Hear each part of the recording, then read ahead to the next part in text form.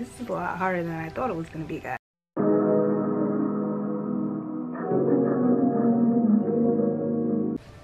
Hi guys, it's me, Chelsea, LBC Party of 5, and I just wanted to get on real quick. I did a poll for you guys online if you're following our social media pages, LBC Party of 5 on Instagram. I also posted it on Twitter and in our community tab on YouTube. And 80% of you guys said that you wanted a little life update since it's been quite a while before you have seen us posting. Now, there's been a lot to catch you up on. I'm going to try to do the really quick version, but we really stopped recording content basically right after Christmas. I think the last one that we did was the New Year's, but that was, like I said, it was pre-recorded. So the last time that we were actually recording was really, I would say, for the 12 days of Christmas. And there's been a lot that's been going on. First, it was just a series of a series of unfortunate events. So around my 35th birthday of last year, September 26th is my birthday. It was really rough because my birthday actually landed on the date that my grandfather was put to rest. So at the time, it was like a good distraction, I guess. It was like the family is all together, but to celebrate, you know, my grandfather's life and also to be able to celebrate mine, it was kind of like, it made it a little easier. But it was a distraction. The fact that my birthday landed on the same day was a distraction, so I didn't really get to really deal, and yeah, I didn't really get a chance to really grieve that loss. We were very close. He lived in North Carolina for the latter of his life, so I didn't get to see him as much. But again, if you're following us on social media, you saw that I was in North Carolina 3 times within this past year because I had we had a feeling that something was going to happen. He actually had the same type of cancer that Carter had, but he had the accelerated version, and there was nothing really that they can do, so we knew it was coming. So we went and surprised him the first time, and then the second time that we went was for his funeral. So I'm glad that we did get to see him while he was still, you know, himself, the way that we remember him. So I had the loss of my grandfather. Carter at least was as he was getting worse, she was getting better. So I kind of, in a way, feel like he siphoned that from her. Being like, how weird is it that they have the same type? You know what I mean? It was just weird to me. So in my mind, the way that I always try to flip everything to a positive. So my way of doing that was, in my mind, I felt like he was siphoning it from her because she was getting well so quickly and taking that all for himself. I know it really has nothing to do with the other, but in my mind, that's how, because that's the kind of guy that he was too. Like, he wouldn't want to see anybody else hurting.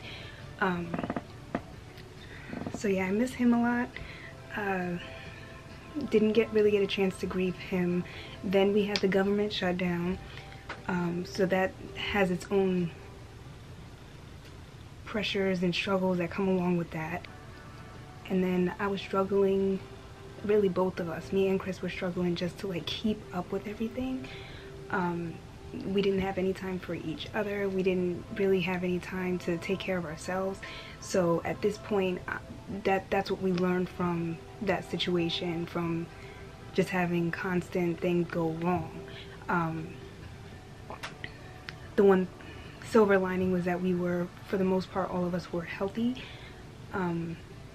And we did still have each other to lean on, but it was just a lot, so much pressure. And I really felt like I really enjoy coming up with ideas for content and everything, recording the videos. I love the whole process, editing and putting them out there for you guys to see a glimpse into our lives. And I love communicating with you guys. I love the interaction that YouTube brings. So with that said, I couldn't even, at this point, I couldn't even, for the past 3 months up until, you know, obviously now, I couldn't even think of picking up the camera because it was just so much pressure, so many things going so many things to keep on top of. The other kids each have their own struggles that we had to, you know, and events come up that I'm not gonna put all the business out there because that's their business and I have to respect those boundaries and respect their choices. But they each had their own things going on. My son still has things that are continuing that we're dealing with, and even though I don't believe they felt it, we took all that pressure onto ourselves. I never want my kids to know when, you know, when we are struggling. The whole point is that we do it without them noticing it. But it was really hard. Thankfully we had, again, trying to flip things to a positive, a little bit of a silver lining when it came to the shutdown, again, being around the holidays and everything. You guys saw one of the videos that did show that, you know, most of our Christmas was provided by the foundations and the different agencies that are available to us because of Carter's diagnosis. And they really saved us during this shutdown,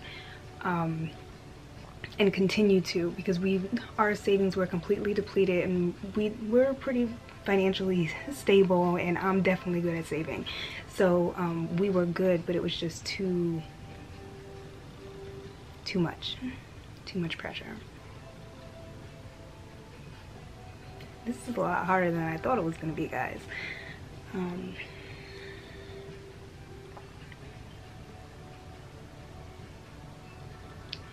Then my father's health was questionable. He was brought to the hospital and had to stay there, and they still actually don't even know exactly what it is that caused what was going on with him. But it was very scary to see my father in that type of setting, in that state of mind, because he was completely, like, just wasn't himself, because he was probably scared just as much as everybody else was. And at that same time, my grandmother, which is his mother, and it was his father that just recently passed as well, his mom was also rushed to the hospital during the same time that he was in the hospital. So you feel like you're being pulled in 3 different directions, one from my family, one from him, one from down south, and it was just a lot to deal with. There was no way we were gonna be able to have the time or the brain power, or even just, it wasn't happening, y'all.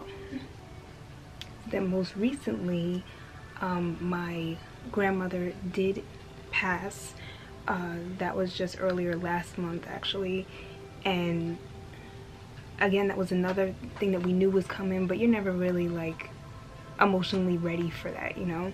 So making another trip down to North Carolina, the 3rd one, and on top of still, like, not fully grieving my grandfather, and now having to grieve my grandmother, on top of all that, the house that we've always known, like, that's always Papa and Ma Janie's house, like, that's where we would all hang out. That was the central point. During the time that we were down there, we also had to help pack up that house, because that house had to be sold. So their closing date was coming up, and we had to help with that. And I knew that was going to be, we didn't have to do that, but I knew it was going to be really hard for my dad and his sister. So since me and my brother were there, we did offer to and helped a little bit when it came to getting rid of stuff and just getting things cleaned up, because that's hard to have to lose both your parents within a 6-month period, and on top of that having to go through all of their stuff to, it's a lot, and it hurt that they were hurting so much, you know. So been dealing with a lot of grief, been dealing with a lot of internal issues, because I have to be so present for my children, be so present for my husband. I again feel like I was losing myself. So one of the things that I did do, I was so excited to get like a planner, because I'm thinking that this would be one thing that would help me. You know, I'm always someone that likes to write and get my feelings out. That was one of the productive ways of me getting my feelings out. So I figured this would be perfect for me, and it has helped. I'm still not getting 100% the hang of it, but it has helped. So I was excited to get back on that. I'm able to map out what it is that I want to see in my life and then manifest it. And that part has been positive so far, and even exciting to me. With all this, I'm still not 100% done grieving. I'm still not 100% in any aspect really, but I am this time trying to do a lot more self-care, because I know that if I can't be one with myself, if I can't, you know, I can't be like that, I can't continue to be that for the next person. So that's one thing that I really did learn from this whole series of unfortunate events, as I like to call them.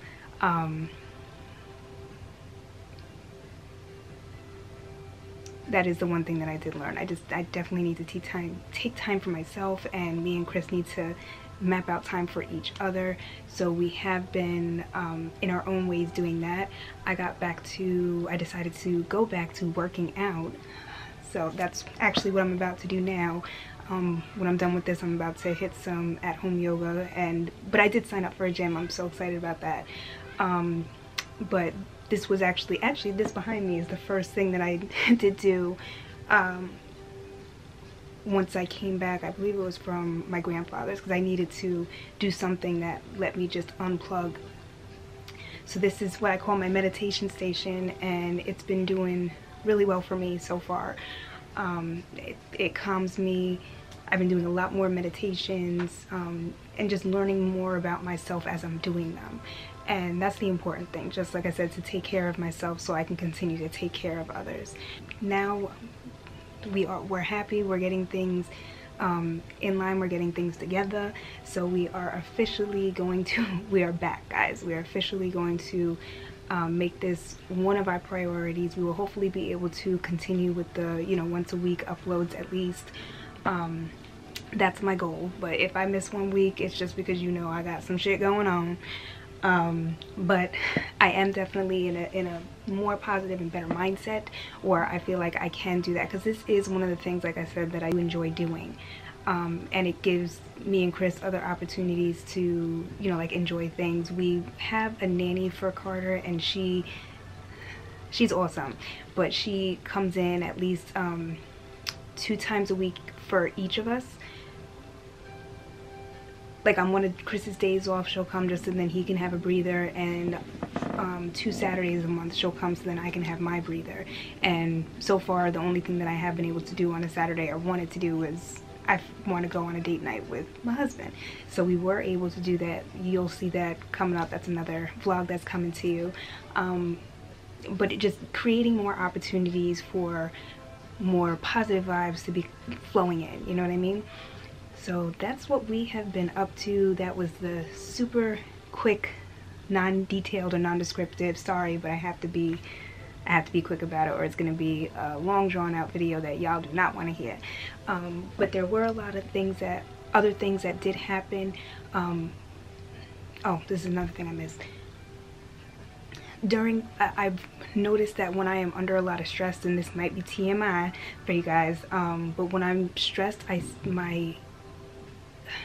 how do you call it? Like, my hormones are triggered. So when I am heavily stressed, I end up, like, I bring my cycle on. Don't ask me how, but that's just what happens with my body. So there would be times where I would be non-stop. Like, there would maybe be like 2 days in between where my cycle will stop and then it'll pick right back up again. I had to go to the doctor and get checked out, because it was too much to have to deal with everything and then also be dealing with that. And with my cycles as well, since I've had Carter, actually, they've been getting worse and worse. I might do, if you guys want to hear about that, I might do a separate video about that. But I did go to the doctor. It was recommended that I get an IUD, and that so far has been working wonders. If you guys want to hear more about that,